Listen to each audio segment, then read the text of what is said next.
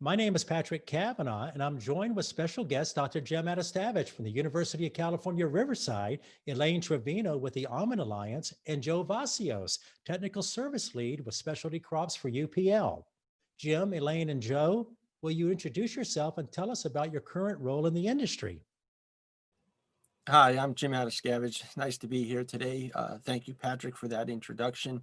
I'm a professor here at the University of California, Riverside, and I do a lot of research on plant pathology for the commodity boards like the Almond Board of California. I've been studying diseases for over 30 years of tree crops, and so my experience is both with fungal and bacterial diseases of almonds in this case. Hi, my name is Elaine Trevino. I'm the president of the Almond Alliance. We are the trade association for the almond industry, California almond industry. We're made up of processors, wholer shellers, and growers statewide. And we serve as basically the voice of the almond industry in all political areas and the regulatory front, both on the federal and state levels. And we continue to advocate on behalf of the industry on issues pertaining to water, grower issues, pesticide issues, trade, again, regulatory, or anything that impedes the operations of the almond industry. I'm Joe Vassios. I'm a technical service lead for UPL North America. I'm based in Sacramento, California. I've got responsibility for managing UPL's technical service team and all the specialty crop growing regions around the US. As well as managing my own territory within Northern California, where we work with our sales team and researchers to implement new technologies for growers across the state. Thanks for joining us. Today, we're talking about bacterial blast in almonds. So, Jim, what can you tell us about this disease? Well, bacterial blast is a bacterial disease, and with plant pathology, we deal with microorganisms, fungi and bacteria, viruses. These are all microorganisms that you can't really see until they actually cause the disease. This particular disease is a disease of cold, wet conditions, uh, cold, wet environments, even if it's microclimates like a orchard that's down in a valley.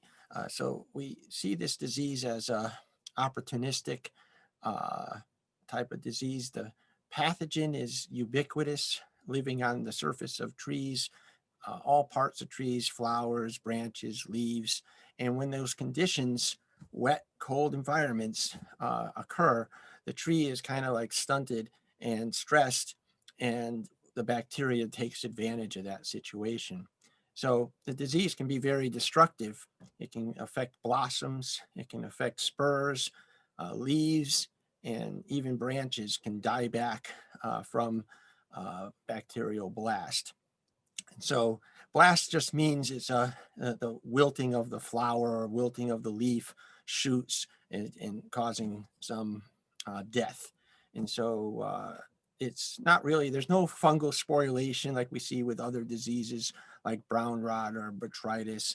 So what we look for is the lack of those types of, to diagnose it, we look for the lack of those types of symptoms and signs of the pathogen. We just see no fungal tissue, no fungal sporulation, and then we see a blasted, diseased flower. Interesting, Jim. What kind of impact can almond growers expect from bacterial blast in almonds? Well, the disease is very sporadic, and it's really based on those wet, cold conditions that exist in the orchard. And so we can go from very not having any disease, and because the bacterium is ubiquitous, living on the tree as on the surface of the tree as an epiphyte, waiting for these opportunities to get into the tree, it can be really devastating if we get cold, wet weather right during bloom. And some of the information that we've gathered for helping to get this registered, some of our new products that we're testing, is that we can see up to 40% crop loss, infection, actually crop loss. Sometimes we get 50% blasted flowers. And then we actually go back and measure the yields, and because not every flower results in a almond nut, it basically, we can see that there's huge losses between 30 and 40%. And we compare these over the years where they didn't have this in that particular orchard, and we can come up with the estimates of crop loss. So it's one of those diseases that if you have an orchard that's in a location that's prone to the right conditions for the disease, you can get extensive losses. And then next year it might be not there, but you're left with the dieback, the dropped leaves, that you're left with those impacts on your orchard. So Jim, when should the growers or PCAs be looking for symptoms of bacterial blast or preventing bacterial blast? So basically what we're trying to do is do a preventative treatments. And so the time of year that you would see blast in California, and it's different in different locations because we have different times and climate conditions. But in California, growing almonds, what we would find is when we get cold, wet weather, frost conditions. So those are the conditions that you need to put the preventative treatments on ahead of time. What happens is if you didn't do that, you would wait probably within 7 to 14 days after, say, a frost event, that during the bloom period or early leaf stage, during those timings of from February to early March, when we do get these kinds of conditions in California, and you would wait 2 to 3 weeks after that to see the typical symptoms that I am explaining of branch dieback, blasted flowers, and that type of effects on the tree. So Jim, what are the new options available for growers? Well, one of the new options for growers, Patrick, is that we've been doing research on managing not only fungal diseases, but bacterial diseases of tree crops. And so we've been looking for new materials. And so fortunately, we've identified a product called Curcumin, and that product is been tested on many different bacterial diseases of tree crops. So it's now registered. We worked with UPL to identify this material, do all the efficacy testing. We nominated it into the federal IR4 program to get it, get the residue data so that we can register it. And we did this we started with pome fruit for fire blight, and we expanded this to walnuts and cherries. And so now there's currently registrations on all those crops for this bactericide. And so we, as this process is going, we nominated almonds to be also a crop on the label for Curcumin. And so this material has been evaluated against a lot of bacterial diseases of tree crops. And we've been fortunate to show that it's very efficacious on the pathogen of bacterial blast of almond caused by Pseudomonas syringae. So that's one of the things that we help the almond industry, is to identify these new types of products, new technology that's available that can be used to help solve problems in the immediate sense of what can a grower do. A frost is forecasted. What's the grower going to do to manage that disease? So Jim, a lot of growers are looking at copper for bacterial blast. Well, that's a natural response because copper has been used as a bactericide on many crops. Unfortunately, copper can be phytotoxic to almond and cause leaf spots and flowers to drop, and leaves actually to fall off the tree or defoliate the tree. So if you use copper, it has to be done early during the delayed dormant or dormant period.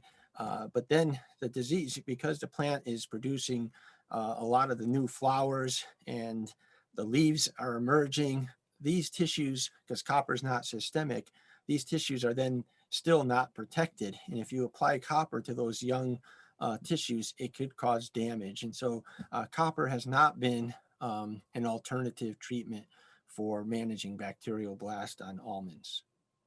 Additionally, we tested a lot of these a lot of the different crops Pseudomonas syringae occurs on, including almonds and cherries and many of these other crops. And what we find is most of the populations are resistant to copper. And so this is another negative aspect. You put on a treatment expecting it to work, and the pathogen is not sensitive to that treatment. And so unfortunately, copper has not been an alternative treatment available to growers. So Jim, tell us about a new product that could be available for growers coming up this season. Well, we've been testing the bactericide Cassumin for a number of years, and we're really excited about it. It has high efficacy on many of the bacterial diseases of tree crops. And so we have the experience and registration process for many of the other crops, including pome fruit, apple and pears, walnuts and cherries. And during that process, we also recognized that almonds had this particular problem, bacterial blast caused by this disease pathogen, Pseudomonas syringae. So what we did was we applied for this to go through the IR4 program. It's a federal program that does the residue work, and it allows companies to endorse a registration with, while it's a real need, it might not be a high market, but that's the part of the process of the IR4 program, is to get specialty crop registrations, maybe for niche markets. And so this particular thing fit the bill for almonds. And so we applied for the Section 3 through the IR4 program. This is the normal registration process, and it's been at the EPA for over a year and a half now. And so that process is ongoing. In the meantime, as of back in 2019, there was a lot of growers that had cold damage, frost damage, and bacterial blasts took over and caused a lot of damage in some of those orchards. And so what we did in 2019 is we applied for a Section 18, which is an emergency registration exemption. This is a legal document process that allows growers and grower groups to, if you have a treatment and you have a problem in your orchard where you're losing a significant amount of crop, you can apply for the Section 18. And we were fortunate enough to do this, and it was accepted in for the 2020 season as of last February. Unfortunately, it's an annual process. And so even though the Section 3 is still ongoing at EPA, that process to get fully registration of that particular Cassumin bactericide, we have to apply for a Section 18 again for the 2021 season. And so that's where we are. We submitted that Section 18 petition with Elaine Trevino, and she's with the Almond Alliance. And we've worked with that group in order to officially submit this to the state and to the EPA, the federal EPA level. Elaine, can you tell us more about the process of submitting a Section 18 emergency exemption? What's that like? Yes, absolutely. I'll take a second just to explain what the Section 18 of FIFRA is, for those that aren't fully aware of how this works. And so basically what we know is the Section 18s for unregistered use of pesticides to address emergency conditions. Under this exemption, EPA allows a limited use of a pesticide given that it's defined urgent. And how is that done? Well, that's quite a process, but I will try to give you the short version here. That you have to identify and define your emergency condition and situation. It has to be urgent, non-routine situation that requires this use. And EPA then assesses the risk to human health and the environment. So types of exemptions, they range, but the most common is to show a significant economic loss or a significant risk to the environment, which may include a risk to, of course, crop or endangered or threatened species or beneficial organisms. So EPA then takes your application and they look at, they evaluate, and they have about 45 days in which to do so. So there are several criteria that they examine, and everything, including the economic loss, the risks to human health, the risk to the workforce, those surrounding the area, ecological risks through environmental exposures, as well as any public health risk. So what's the process?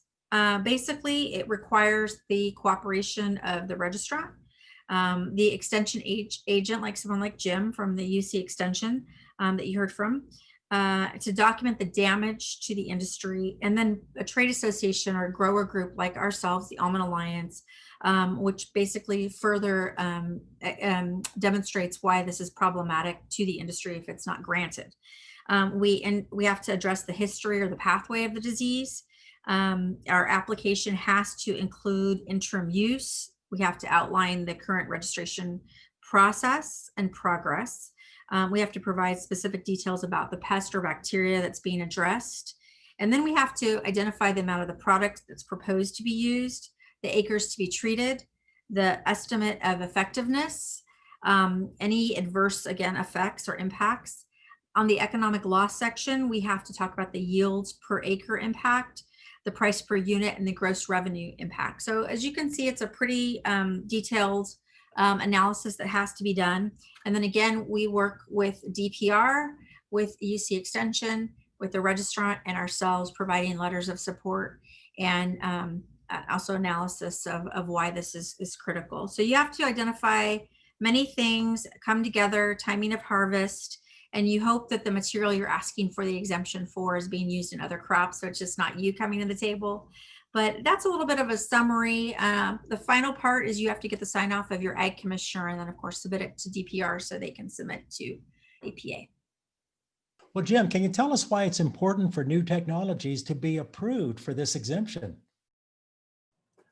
Well, new technologies are very important for the almond industry. We're all concerned about pesticides and the potential of contamination of the environment. And so some of the older bactericides that we've registered in over time have been impact the environment and impact orchards and can impact the almond production. So what we've done is we've tried to identify new technologies and new chemistries such as kasugamycin.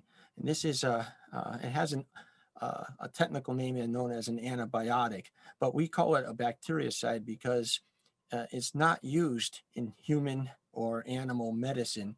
So it kind of makes a distinction from other types of antibiotics that are used in human disease management and human diseases and animal diseases. So we use these different terminologies to try to demonstrate that this material is different from other materials.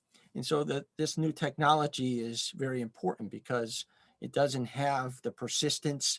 You put it on and it doesn't last and impact the environment weeks later. It has a very short, what we call in pesticide, a very short residual lifespan.